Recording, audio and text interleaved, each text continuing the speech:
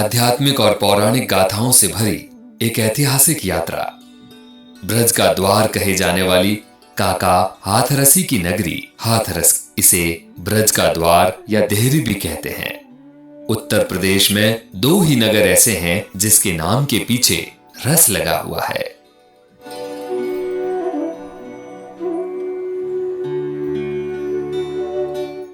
यह बनारस में भगवान शिव की भक्ति का, तो हाथरस में भगवान बलदाऊ की आस्था का। ब्रज का द्वार या देहरी यही शहर माना जाता है।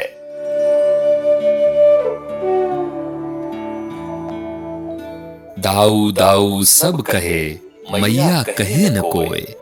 दाऊ के दरबार में मैया कहे सो होए। दाऊ सो दाता नहीं, जग में को एक। भक्तन की रक्षा करे, तारे विघ्न क्लेश।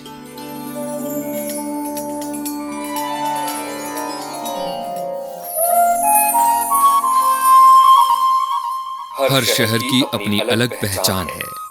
कुछ खास होते हैं जिसके पीछे उनका इतिहास होता है। किंवदंती है कि भगवान श्री कृष्ण का जन्म हुआ तब भगवान शिव मां पार्वती के साथ उनके दर्शन करने आए।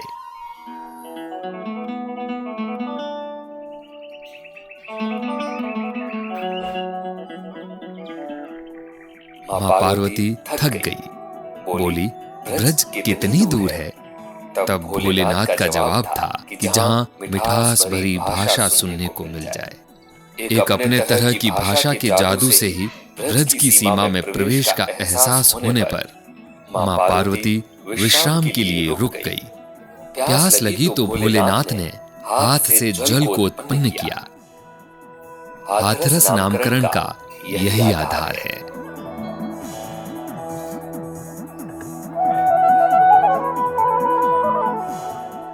जहां मां पार्वती ठहरी वहां आज भी हाथुरसी देवी मंदिर है। यहां से दाऊजी मंदिर की प्राचीर साफ दिखाई देती है। किला स्थित यह मंदिर अधिक दूर नहीं है, वही किला जिसके पीछे एक राजा का त्याग और देशभक्ति की कहानी हम सबको गौरवान्वित करती है।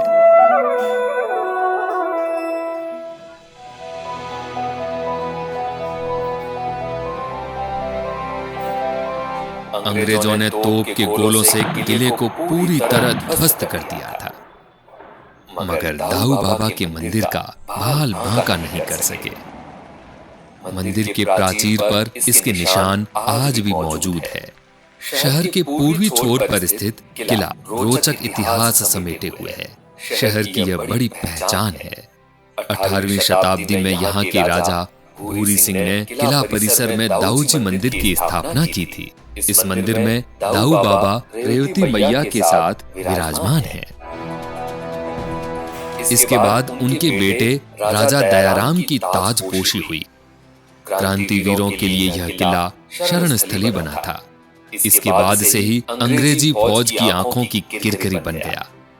वह किले का खजाना हथियाना चाहते थे, लेकिन राजा दयाराम को यह मंजूर नहीं था। काफी दबाव के बाद भी राजा दयाराम ने अंग्रेजों के आगे घुटने नहीं टेके। तब उनकी रियासत हथियाने के लिए 1817 में अंग्रेजों ने किले पर हमला किया था। तोपों से किले पर गोले दागे थे। मंदिर पर भी हमला किया। कई किलोमीटर दूर से इस किले पर गोले भी बरसाए गए थे।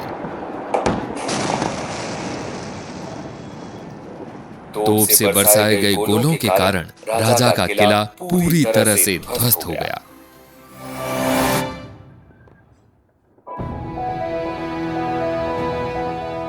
लेकिन इसके गर्भ में बने दाऊजी मंदिर पर गिरे 5 गोले 100 फीट ऊंचे शिखर में ही फंसकर रह गए थे। ये गोले न तो फटे और न ही मंदिर को कोई नुकसान हुआ।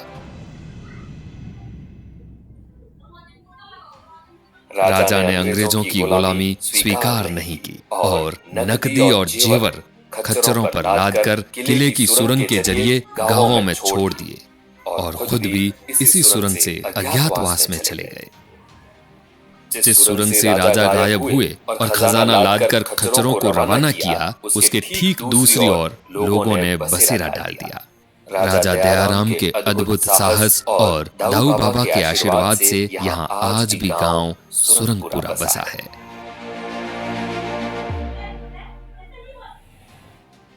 राजा दयाराम के अज्ञातवास जाने के बाद किला स्थित मंदिर बंद हो गया। सेवा पूजा तक नहीं होती थी। वर्ष 1912 में यहाँ के तहसीलदार श्यामलाल थे।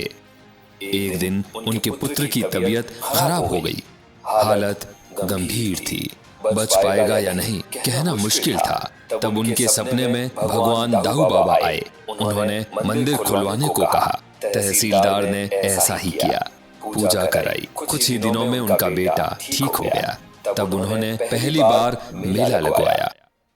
तभी से मेले की परंपरा बनी हुई है, जो कि अब ब्रज का ऐतिहासिक लक्खी मेले के रूप में पहचाना जाता है।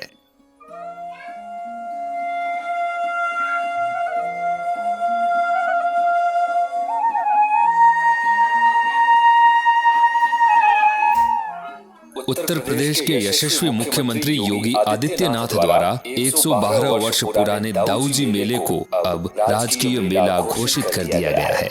लक्खी मेला श्री दाऊजी महाराज अब फिर पूरी सज धज कर तैयार है।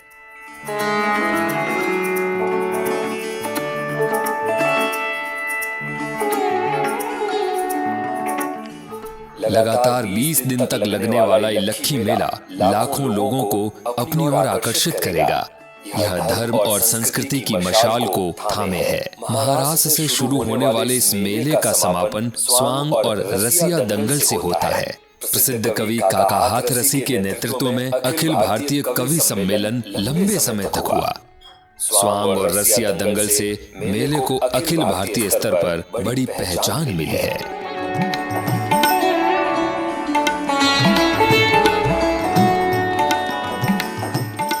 सदियों पुराने लक्खी मेला दाऊजी को उत्तर प्रदेश के यशस्वी मुख्यमंत्री योगी आदित्यनाथ जी ने राजकीय मेला घोषित किया है, जो कि सनातन धर्म की मान्यताओं को दर्शाती है। माननीय मुख्यमंत्री योगी आदित्यनाथ जी की प्रेरणा एवं मार्गदर्शन से जनपद हाथरस के यशस्वी जिलाधिकारी श्री आशीष कुमार और पुलिस अधीक्षक श्री निपुण अग्रवाल के कुशल निर्देशन में भगवान दाऊजी महाराज के मंदिर में लगने वाले राजकीय लक्खी मेला दाऊजी को सुरक्षित और सफल बनाने का संकल्प लिया गया है।